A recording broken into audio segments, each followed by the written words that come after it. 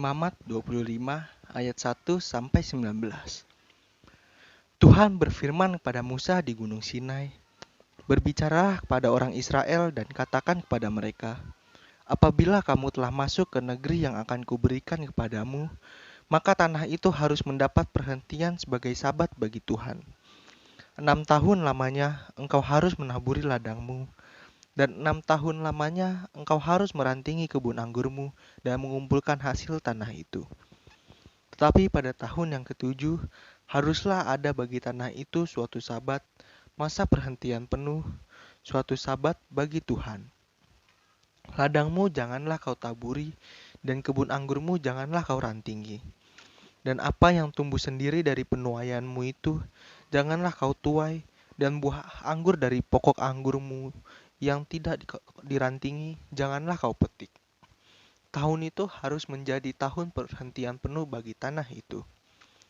Hasil tanah selama sabat itu haruslah menjadi makanan bagimu, yakni bagimu sendiri, bagi budakmu laki-laki, bagi budakmu perempuan, bagi orang upahan, dan bagi orang asing di antaramu yang semuanya tinggal padamu, juga bagi ternakmu dan bagi binatang liar yang ada di tanahmu, segala hasil tanah itu menjadi makanannya. Selanjutnya engkau harus menghitung 7 tahun sabat, yakni 7 kali 7 tahun, sehingga masa 7 tahun sabat itu sama dengan 49 tahun. Lalu engkau harus memperdengarkan bunyi sangkakala di mana-mana dalam bulan yang ketujuh pada tanggal 10 bulan itu. Pada hari raya pendamaian, kamu harus memperdengarkan bunyi sangkakala itu di mana-mana di seluruh negerimu. Kamu harus menguduskan tahun yang ke-50 dan memaklumkan kebebasan di negeri itu bagi segenap penduduknya.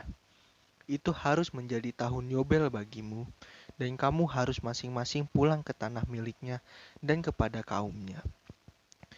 Tahun yang ke-50 itu harus menjadi tahun Yobel bagimu. Jangan kamu menabur, dan apa yang tumbuh sendiri di dalam tahun itu, jangan kamu tuai. Dan pokok anggur yang tidak dirantingi, jangan kamu petik buahnya.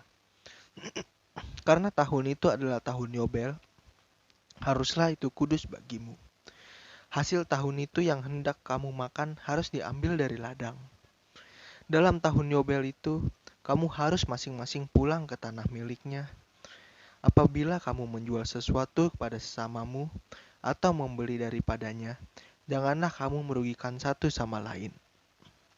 Apabila engkau membeli dari sesamamu, haruslah menurut jumlah tahun sesudah tahun Yobel.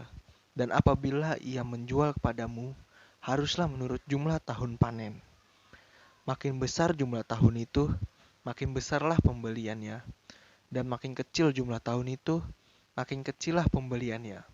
Karena jumlah panenlah yang dijual kepadamu. Janganlah kamu merugikan satu sama lain, tetapi engkau harus takut akan Allahmu, sebab akulah Tuhan Allahmu. Demikianlah kamu harus melakukan ketetapanku dan tetap berpegang pada peraturanku, serta melakukannya. Maka kamu akan diam di tanahmu dengan aman tentram. Tanah itu akan memberi hasilnya, dan kamu akan makan sampai kenyang, dan diam di sana dengan aman tentram. Demikianlah sabda Tuhan.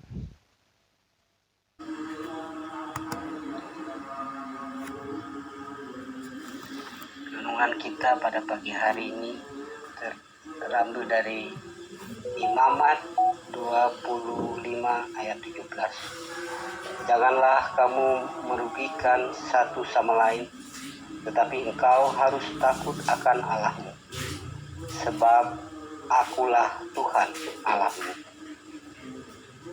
Ada banyak persoalan yang timbul akibat ketidakadilan.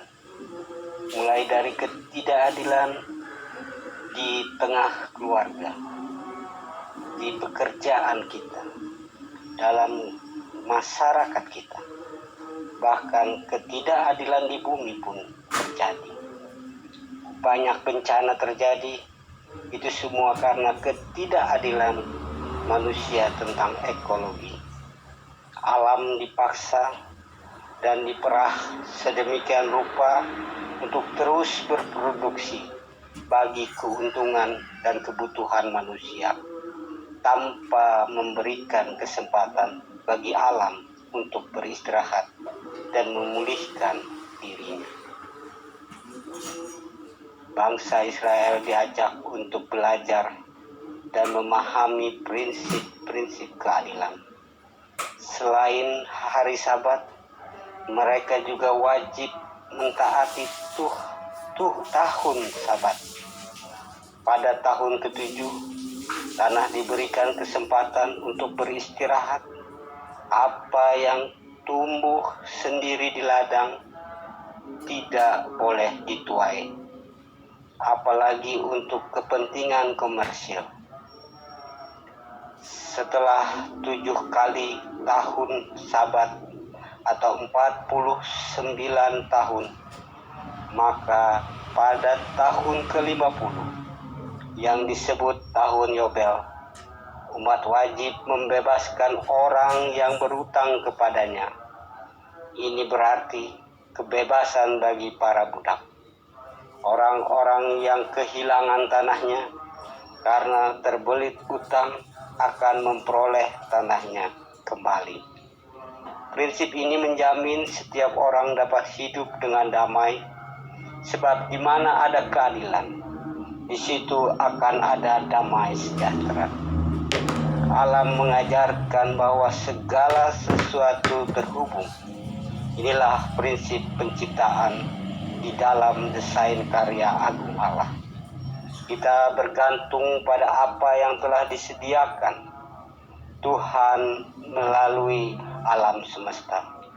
Kita semua pun diajak untuk memperjuangkan keadilan bagi sesama dan semesta alam.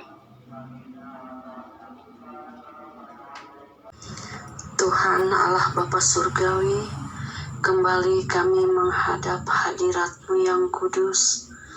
Kami mengucap syukur dan terima kasih atas pemeliharaan-Mu di sepanjang istirahat tidur kami, sehingga kami boleh menikmati pagi hari ini dengan kasih setia-Mu ya Tuhan.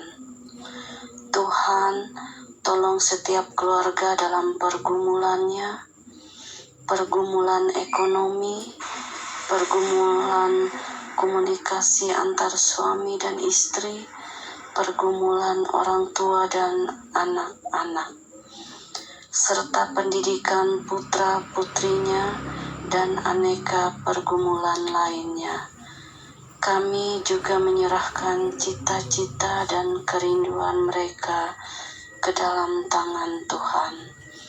Kiranya Tuhan memberikan kekuatan dan pengharapan, serta mengabulkannya seturut dengan kehendak-Mu saja. Bapa di surga, kami juga berdoa buat saudara-saudara yang sakit, baik sakit menahun maupun ringan. Kiranya mereka tetap semangat dan terus berpengharapan hanya pada-Mu saja.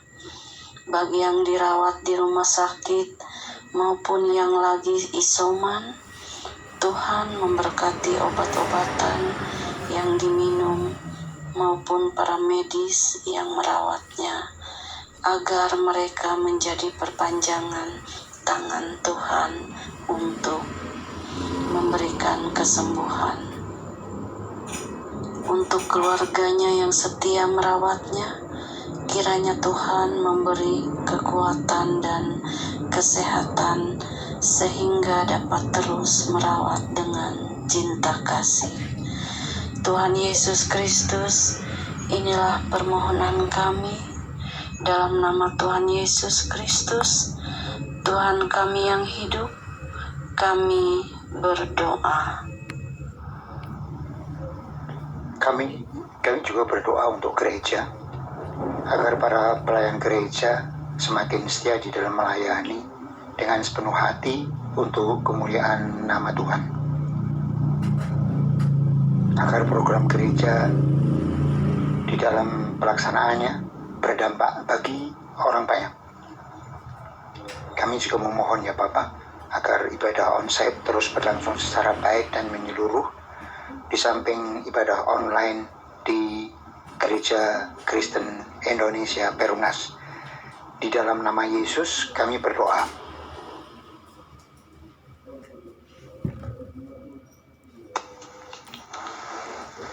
Bapa kami, Tuhan Yesus Kristus, terima kasih atas berkat yang Kau karuniakan kepada kami. Engkau juga yang telah memberikan kesempatan bagi kami untuk saling berkumpul dan menguatkan satu dengan yang lainnya. Maka kami ingin memohon supaya Engkau menjaga bangsa dan negara kami ini. Ya Tuhan, bantulah bangsa ini agar dijauhkan dari segala macam bencana, malapetaka, hingga perpecahan antar suku dan agama. Persatukan kami ya Tuhan, karena sejatinya kami merupakan suatu kesatuan, yaitu bangsa Indonesia.